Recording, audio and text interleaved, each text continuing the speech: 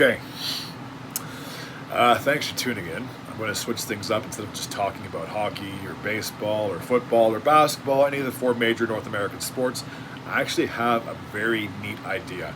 I have run this by a few colleagues and a few friends, and they said if this was ever to make it to Hollywood for a new idea, that they would have an interest and they would possibly watch this. I will go over the idea, but before I do that, I just want to say this one thing. I'm very much aware that they are making newer movies and they're trying to be creative, but one thing that seems to be a very common theme is remakes. And I scratch my head anytime I hear about a remake, because why would you take a classic and remake it now? I feel like if it's a classic, it should be staying in the vault, it shouldn't be touched, because it's fantastic. Just imagine if they made like a new Scarface movie. That'd be a slap in the face to Al Pacino and everyone that worked on that film. You can't do that. Or what if you remade The Godfather? You can't. That was a classic. You cannot touch that. But there are a lot of movies that they have made reboots for, and I'll just give you one example. I saw both the RoboCop movies. Now, the only thing that the newer one has on the old one is that there's CGI, so it looks more realistic, it looks fantastic, but you can't beat a classic.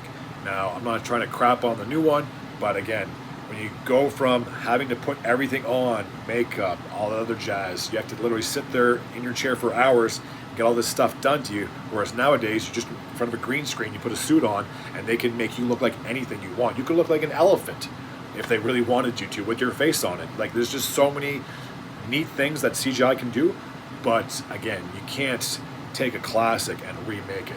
Like, please get some new ideas, get some fresh ideas, and that's what I'm here for, is to pitch an idea to Hollywood. Again, I doubt anyone from Hollywood or any directors or producers are going to even see this video, because I'm like this tiny when it comes to the YouTube community. But I figured I'd upload this, and if someone happens to see this, maybe they can share it with someone and say, hey, this is actually a pretty good idea. Would you consider watching this? And then if I get a script going, who knows what can happen, but baby steps. And again, it's very few and far between that this is even going to go anywhere. This could just be dead right away. This might not even take off. Anyways, I want it to be called The Unknown. Now, maybe there's already a movie series. Maybe there's already a show called The Unknown. But I want to do it because it's basically going to be a mystery the entire time. I want it to be 3 films. I want all 4 seasons to be explored. So therefore, you're not going to have Florida. You're not going to have California, and I don't want to do New York. It's just so cliche to have movies based or filmed in New York. It's a little tiresome. So maybe we switch it up. Maybe we do Michigan. Maybe we do Minneapolis. Maybe North Dakota. There could be so many other options. But the only reason I want it to be northern of the border is because, like I previously said, I want to have all 4 seasons in the movies. Now you might be thinking, how are you going to do 4 seasons in 3 movies? Well, I'm glad you asked. The very first movie, I want it to be split between spring and summer. So as the movie's starting, maybe everyone's complaining about how bitter it was, how cold it was, and they're looking forward to the spring and the summertime. In the second film, I'd like it to preferably be based just in the fall, and then the third film obviously would have to be winter. So I just think it'd be neat to have a trilogy of a movie where it covers all 4 seasons. Again, if you film it in the southern part of the States, it's mainly hot 365 days of the year. They're not getting a whole lot of snow. It's not like you're getting a downpour of snow in Texas or any of those, or North Carolina or something like that. So that's why I would prefer it to be based in the northern part of the States. So what I want this film to be based on are 2 main characters. One's going to be Jake. He'll be the protagonist at the start, and the other one is going to be Bill. He'll be the antagonist. Now, what I really want to try to do with this film, I don't want to have the guys necessarily switch roles, but eventually you learn to not like Chris or not like Jake. Maybe he becomes more of a villain than he does a hero, and then I'm going to get into Bill in just a second, but you don't hate him as much at the end of the story compared to at the beginning.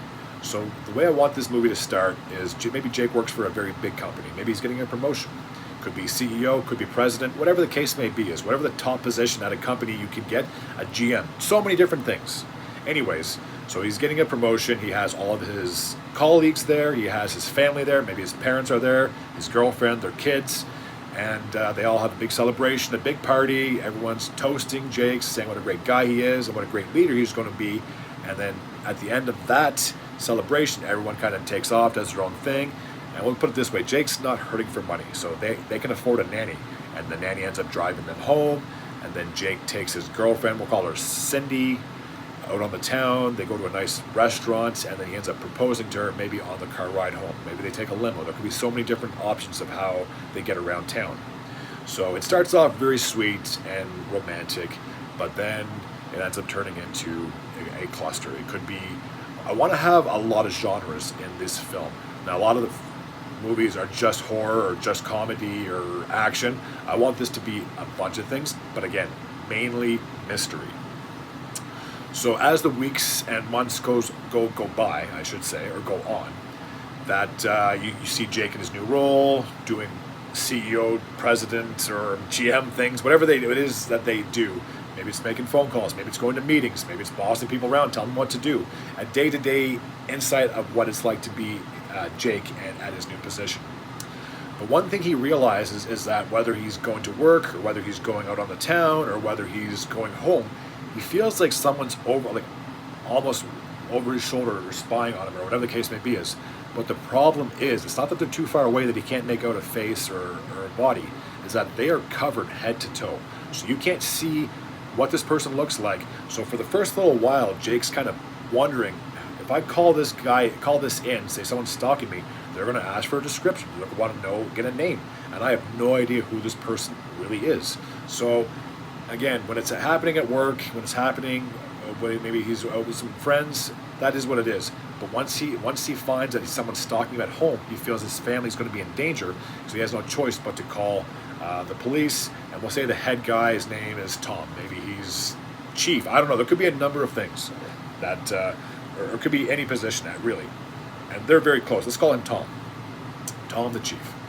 And so they're very close. They have a good bond. They work well together. At times, if they have to work together, and they're just very good friends. So he ends up calling Tom and saying, hey, I'm getting stalked. Any chance you could try to help me? But again, because they don't have a face, maybe what they end up doing is having like a stakeout. Maybe they have some guards or cops at his house. They have some guards and security at his work. Whatever the case may be, is anywhere he goes, he has protection in case this person should happen to jump him, whatever the case may be. Maybe there's a chance that maybe he went to his office on one particular night, and say it's really late, and he kind of feels bad, like, listen, you guys can take off. Maybe he sends the security home or the police home, whatever the case may be. Bill, who is the antagonist, ends up sneaking into his office. They end up getting into a heated conversation, and maybe they have some type of brawl. Jake ends up getting a hold of the cops. They end up showing up and basically taking Bill away. But he doesn't know it's Bill, because again, he's still covered head to toe. So the guy gets arrested. Maybe Jake is so badly beat up, or whatever the case may be, is that the ambulance has to tend to his wounds. So Tom ends up being the arresting officer, takes Bill back to the police station, and they have like an interrogation room, and he confronts Bill, basically wondering, like, what the hell are you doing? Like, you can't be attacking people, whatever the case may be is. Now here's the thing. Because Bill was arrested with everything on, Jake never got a good look to see who he really was. But when Tom took him into the interrogation room at the police station, he ends up taking off Bill's mask, he sees who he is, and he ends up being arrested. But here's the thing, is that, I'll get into this in the second film, is that, let's just put it this way, Bill has some money as well. So he ends up getting a good lawyer, whatever the case may be is, and he ends up getting out of jail. Doesn't spend a whole lot of time in there.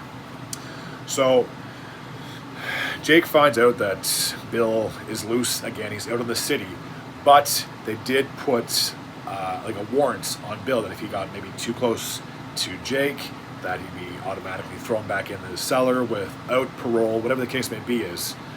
But Bill, he's smart. Like, he can work his way around. He knows, like, he pretty much knows every move that Jake does. So whether Jake's going to like a movie or whatever the case may be is, he knows his every step. He's been studying him for quite some time, and I will get into the reason why in just a brief moment. So towards the end of the film, maybe Cindy takes the kids out and Jake has the house to himself, because at this point he has no reason to be protected, because Basically he was been told if this guy comes to your house, that will arrest him on the spot, more or less. So Jake's like, well, there's no point in me having more police or security around me if all I gotta do is make a phone call and this guy goes away for a long time. Bill ends up sneaking into his house because he finds out that Cindy took the kids, maybe they went to a movie, whatever the case may be is. So Bill ends up sneaking into the house and they have another altercation. But here's the catch, is that maybe they're fighting, and then all of a sudden, basically Jake's like, who the hell are you? Like, why are you after me? What have I done to you? And then Bill is getting ready to take off his mask, and then end scene, roll the credits. So therefore, you as an audience member or a viewer know there has to be another part to this film, because you can't end a film saying, who the hell are you? And the guy's getting ready to take off his mask, and then you don't even see his face. At the start of the second film, so it'd be The Unknown Part 2, then you see Bill take off his face, and Jake's like in awe. He's just like a little disgusted too, because when he sees Bill's face, it's all messed up. Maybe it's burnt, whatever the case may be, and I'll get into the reason why in just a second. I want the second film to focus more on Bill's past. So there's going to be a lot of flashbacks. It's going to be a lot of back and forth from the past until the present. Then you realize why Bill is the way he is and why he's after Jake. And here's the backstory that I was thinking of. Maybe these two knew each other in college, or maybe they worked together and they had some kind of confrontation, and then, I know it's going to sound cliche to say, but maybe there was like a chemical spill where the glass fell on Bill and it shattered his face, and then the chemical that spilled on him, maybe it's acid or something like that, burned his skin and like deformed his face. Jake ends up fleeing the scene because he doesn't want to get caught for messing up this guy, whoever it was. Now, here's the catch, is that at the time, right around that time, Bill was actually dating Cindy, who you find out ends up being Jake's future fiancée. So once Bill finds out that his then girlfriend left him and then ended up going after the guy who literally ruined his life, well, that pisses him off to the point of no return. His life has gone to shambles. He can't get a job because either people are too judgmental and they don't want to hire someone. If their face is all messed up, it doesn't matter how much treatment he had at the hospital or wherever it is that he had to go. He realizes his face will never be normal again, and that's permanent the way it is. So again, there could be redness, there could be a number of factors, whatever the case may be. Maybe there's some bone showing because his skin literally melted off his face. There could be so many different factors. And then you realize this is why Bill covers up his face in public, because he doesn't want to be seen as a freak. So again, the second movie starts, and then you see Jake like in awe, like he's just like, oh my God, this is Bill, and I haven't seen this guy since that incident. And then Bill ends up telling Jake the entire story as to basically how he ruined his life and all that other stuff. Now, later on in the film, maybe Jake takes off with the kids for whatever reason, and because Bill knows about Jake's situation, he realizes that Cindy and him are now a thing, so he's pissed off. He sneaks into the house, and he ends up confronting Cindy. First he's covered, but then she wants to see his face, like, who are you? Why are you in my house? Then again, Bill reveals his face. She can see how messed up it is. At first she's a little confused, like, I don't really recognize you, but then it dawns on her, oh my God, this is Bill, my ex. So Bill ends up confronting her, saying that you left me at my lowest point. I was jobless, I was almost homeless, and then you basically just said good luck to you and took off. So he's bitter that she left him when he needed her the most, and then he finds out that she's now in a relationship and has kids with a guy who literally destroyed his life.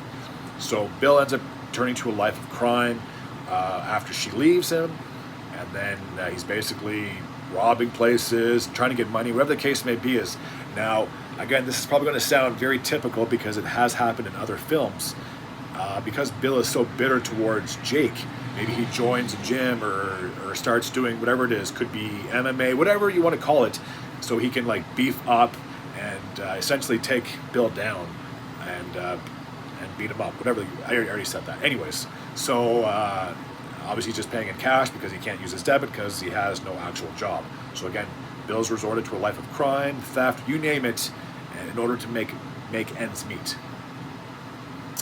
Now, how I want the second film to end is going to be a little odd. So maybe Cindy finds something out about Jake's past and what he's doing now. So maybe he did some blackmail to get to where he was. Maybe he's doing some black market stuff. There could be a number of things, of interesting things that Jake's doing behind the scenes.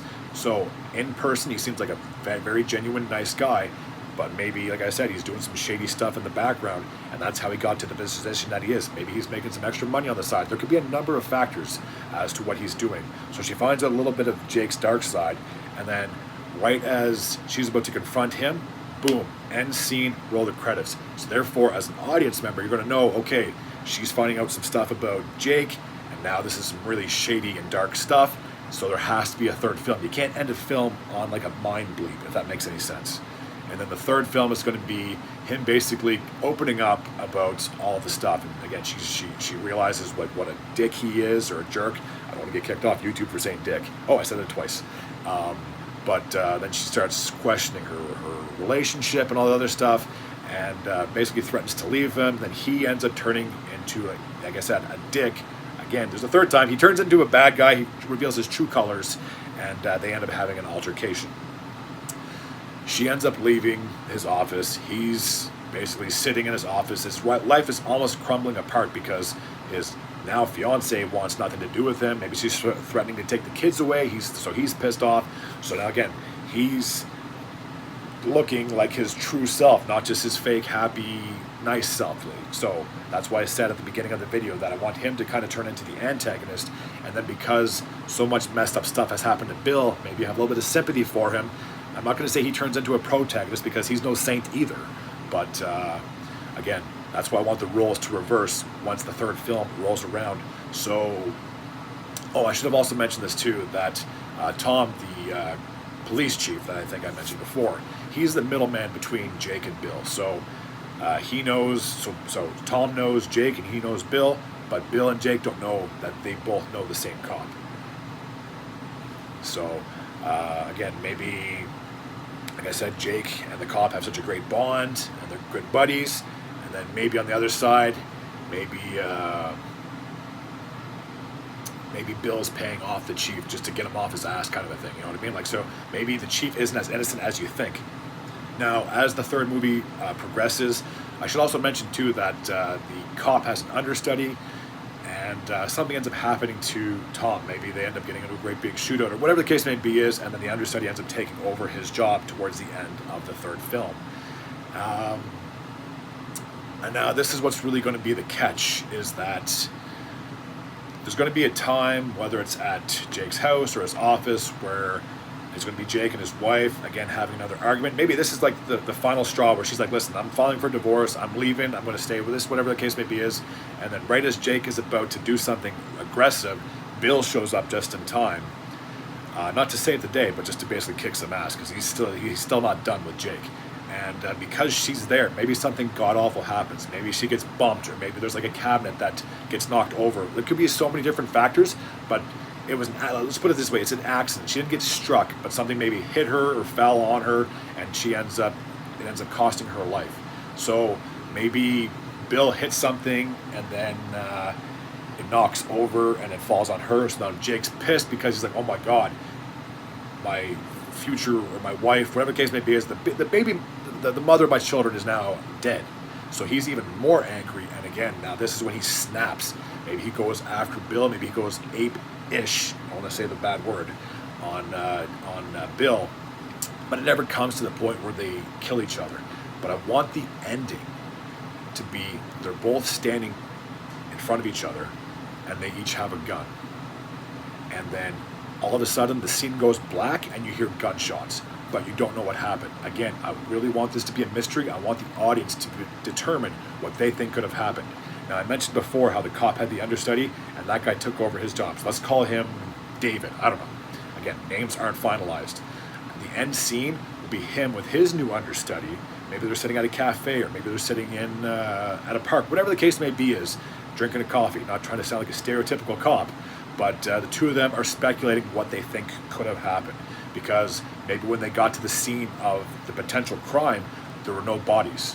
So that's why they're left with, well, what the hell happened here? Maybe they see bullet holes in the wall, or whatever the case may be is, there's no blood. So they don't know what happened. And essentially, it's going to leave you as the audience member to think, make up your own conclusion, make up your own ending. So, I don't know. This has been a 20-minute video about me rambling about something that I thought would be very neat and new if Hollywood were to try to pick up something like this. So if anyone happens to watch this, if they like this, feel free to share it with your family and friends. I just think this would be a fantastic trilogy. Now, maybe there's movies that are already out there that are like this. I don't know. I haven't done my homework on this, but I just thought of this concept. And again, I've told a few colleagues and friends, and they said if this ended up going into being like a movie, they would 100% watch it. So again, if there happens to be any Hollywood executives that are scrolling through YouTube, again, I'm just this big on YouTube. I only have like 239 subscribers, not big at all. But if anyone happens to see this, if there's a slim chance that someone sees this and they think this would be a very neat concept, maybe I come up with a script. I don't know. Maybe come up with some better names. But again, I just want to try something new. I wanted to upload this. I've been wanting to do this for quite some time. Now, I should say this as a little side note, that on one of my live streams, I believe I did it with Bryden. He's the guy who has blonde hair and glasses. Well, I say that, and I did 2 videos with 2 guys with blonde hair and glasses. But I brought the same idea up to him. And again, if you watch it, he was down for that. And again, I've told the idea to a few other people. I haven't done a video chat with him, but I've talked to them face to face, and they thought this would be a fantastic idea for a Hollywood trilogy. So what do you guys think? If you happen to watch this full-length video, do you think this would be a neat concept? And again, if you do, maybe I get the ball rolling and try to come up with a script and come up with some more descriptive things that I can put in this potential movie idea. Anyways, that's all I got for today. Again, if you happen to watch this whole entire thing, thank you from the bottom of my heart. And like I say in all my videos, if you're new to this channel and you like any of the content that I have created and produce, or just upload, I guess, in this case, feel free to hit the sub button. Until next time, take care.